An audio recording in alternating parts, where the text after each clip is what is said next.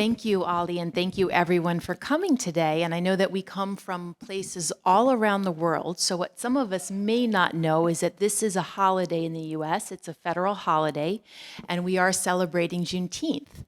And in honor of Juneteenth, we invited Donald D.J. Mitchell Jr. to come speak with us and educate us on the holiday and draw some connections to the work that we do. A little bit about DJ. He serves as Vice President for Diversity, Equity, and Inclusion at Molloy University in Rockville Center, New York. DJ reports directly to the President as a part of the Cabinet and leadership team, and in his role, he serves as a senior advisor around university-wide diversity, equity, and inclusion initiatives and policies. He's the first person to hold this position at Molloy, and in his role, he draws upon his research and scholarship that explores race, racism, gender, sexism, and identity intersections and intersectionality within higher education contexts. He's published over 50 scholarly works. His research has received national attention, including Diverse Issues in Higher Education's 2020 Emerging Scholar Recognition. He holds his PhD in Educational Policy and Administration with a concentration in higher education from the University of Minnesota Twin Lakes and a master's degree in Educational Leadership from Minnesota University Mankato and a bachelor's of science in chemistry from Shaw University. So with that, I'll also say that his biggest job, of course, is being a father to his little boy who is here with us as well. Daycares are closed today because it is in fact a holiday. So we really, really appreciate you really flexing and joining us today. So without further ado, let me welcome you so you can teach us a little something.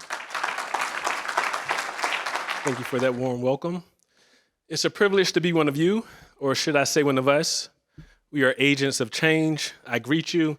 Again, I'm DJ Mitchell, and I serve as Vice President for Diversity, Equity, and Inclusion, or DEI at Molloy University in Rockville Center, New York.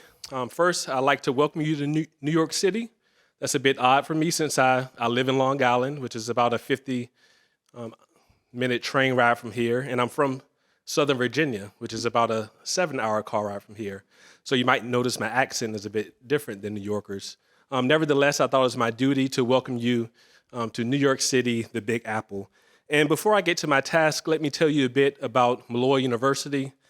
It is a private Catholic institution founded by the Dominican Sisters of Amityville. We were named the #1 nursing school and the safest school in New York State by niche.com, and also named a top 50 best value school by U.S. News World Report. So I love to connect with many of you, so I'll make sure to leave my contact information with Naomi and Ali.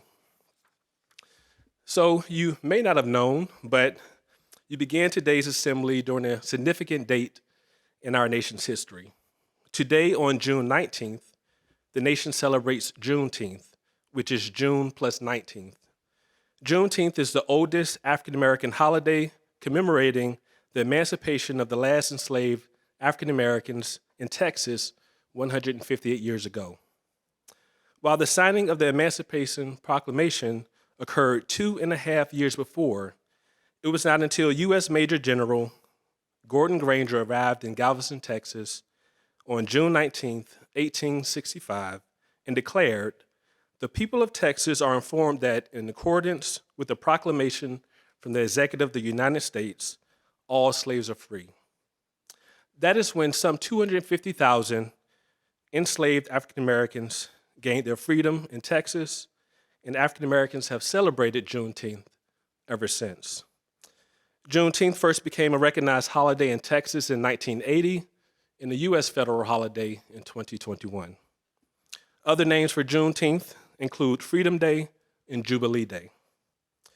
While we celebrate Juneteenth as a pivotal moment in our nation's history, there is still work to do to reach the ideals of liberty and justice for all, not just here, but across the globe. One way we can reach those ideals is to continue to expand access in education. And verifiable credentials, or VCs, are one way we can improve access. While there are many benefits for VCs that you have discussed and will continue to discuss during your assembly, as a DEI executive, I'm compelled by the access they provide to everyone with an interest in the credential, from the learner to the hiring manager to the employer. When a person obtains an education, they should not be overlooked or miss opportunities because they must pay for transcripts, they have trouble locating their credential, or their credential can't be immediately verified. So VCs are a critical piece to improving access and equity across all of our sectors. And as you continue to discuss their importance, ask that you center access, ask that you center equity, ask that you center success for all. Research indicates industries that center DEI thrive.